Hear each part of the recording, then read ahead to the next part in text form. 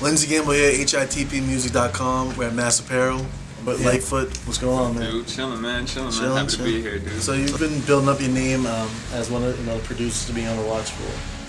You've done some work with A&R Classics. Talk about their relationship in the studio. Yeah, so I got my start working at the Bridge Sound and Stage, and that's owned and operated by Janos Phillip. And Janos Phillip, aka the Archetype, is also the owner of AR Classics. So me kind of just being there is a natural progression that I started making beats for AR. Yeah.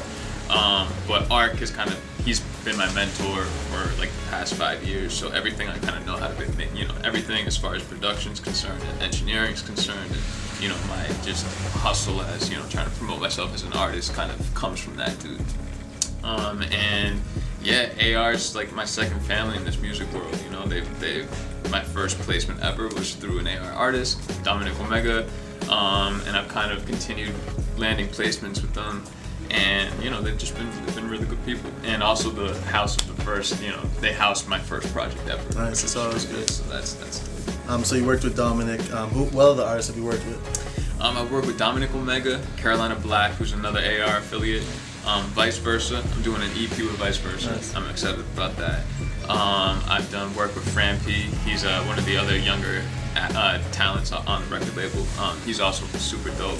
I have a couple tracks on his next album. I'm doing an EP with Mo Pope. That's in the very early stages of everything. But he also blessed a track off the last project I just put out with my group called Remains. And that's a collaboration between myself and Andrew Militia, who I work a lot with. Andrew Militia is kind of like my right-hand man in this as well. And yeah, Etch the Monolith, I have a joint with him on Fran's next album. I've done work with Natural, who's another really dope dude out of the city. I've done a little bit of work with Charm in the Ghetto. A little bit of work with I'm trying to think of names now. Everyone in Boston, pretty much. Yeah, I've worked with a lot of people. A lot of people I want to keep working with. There's a lot of people that I haven't worked with that I want to work with. But yeah, I'm slowly getting to the point where like I'm starting to saturate the city a little bit more with what I'm doing. But I'm definitely trying to like branch out and meet new people like Mr. Fritz and Latrell James and the Avenues and all those different dudes. And, yeah. How would you describe your sound, and have you gotten influenced by any other well-known producers out there? Yeah, I started off as a sampler, so I grew up listening to boom bap stuff, and that's what I really like. So like MF Doom, the Madlibs, those dudes really inspired me. Ninth Wonder, the obvious dudes who a producer would say, Dr. Dre's, things like that. Archetype has also been a huge influence on me. But I think as far as the sound that I make now, I try to categorize it, but everybody seems to categorize it differently than what I do. A lot of people say I have like an electro-infused hip-hop style, which is cool, and I embrace that. I just kind of just view my stuff as, boom, new age boom bap, I guess, you know what I'm saying? But I try to do everything. I try to do all sorts of like styles within hip-hop. So whether it be trap, whether it be boom bap, whether it be like cloud rap stuff. Like I try to do it all. Yeah. And I try to, when I sit down, I don't try to corner myself into just making one of those like subgenres. I kind of just try to just make whatever I feel, and whatever I feel, like if I'm making something specifically for an artist, I'll think about what that artist can get on and kind of work within those. Going along with that, what's kind of like your process when you go to create a beat? Man, it's different every time.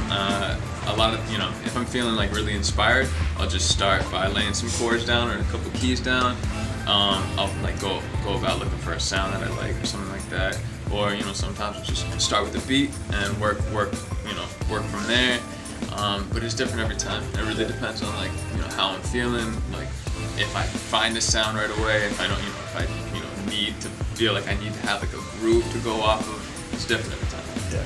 What's up with your own solo instrumental tape you're coming out with? Yeah, so I'm coming out with my second version of Rudimentals, and that's everything I have is pretty in the early stages. But that I need it to be better than the last one. So I'm really kind of like building up these tracks to be more like songs and have lots of like real life instrumentation and have like singers on them. I'm not gonna have any rappers or anything like that, but Yeah, it's it's in the early stages. I'm hopefully gonna drop it on my publishing label, Perfect Time Publishing. That should be dope.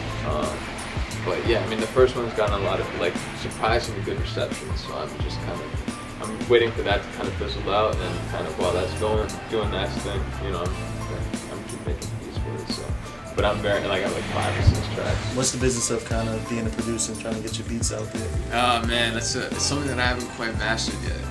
But a lot of it is just showing face, just being at lots of events. You gotta have your beats to a point where like you have something to offer. It's a weird balance. For like the producers who sit at home and just make beats in their house, like that's cool. You're gonna get your skills up, but no one's gonna know who you are, and it's gonna be that much harder to like get somebody on your joint, So it's really important just to like be around. Just like if there's a show, be at that show. That's something that art really taught me, really pushed in my head, and something that I didn't do for a long time, and something that I'm getting better at. But still have a lot of work to do.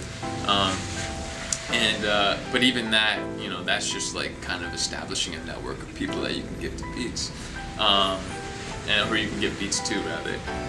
But as far as like making money as a producer, that's a whole other battle, and that's why I have a publisher. He kind of helps facilitate getting my music on like MTV, VH1, and that's a big reason. I'm like a sample-free producer, so that's a big reason why I'm a sample-free producer, so I can have a little bit more mobility as far as like giving beats to like television or an artist that's that can't have sample production for whatever reason.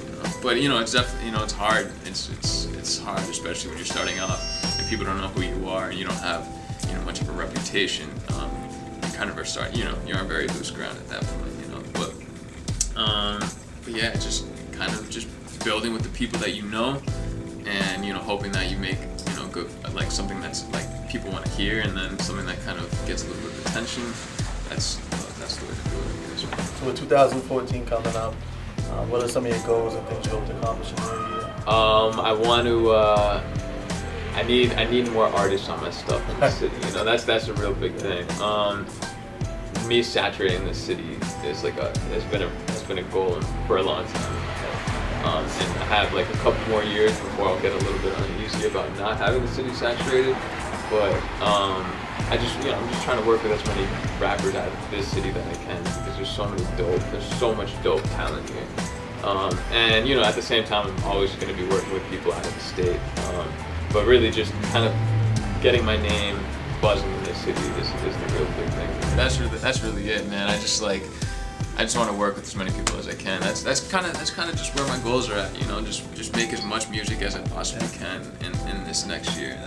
And then the year after that, so like 2015, that's gonna be like really just me like honing the shit. Because I've been honing my stuff for a little while now. It's at the point. I was that closet producer who just sat at home making beats and I didn't really know anybody. And so now I know people. I'm gonna start utilizing that, those networks, and then we'll see. Anything else you want to say? I want to say, shouts to fucking Mass Apparel, dog. Shouts to HITP, man. Shouts to AR Classic. Shouts to the Archetype.